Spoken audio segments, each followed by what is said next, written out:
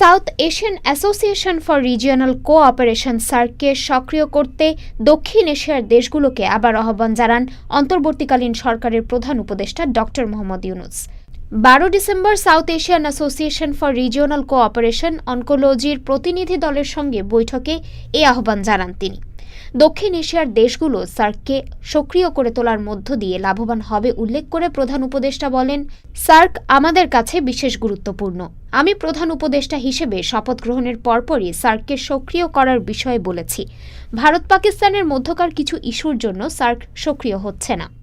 তিনি আরও বলেন, আমি মনে করি দুটি দেশের মধ্যকার সমস্যা অন্য দেশগুলোকে প্রভাবিত করা উচিত না।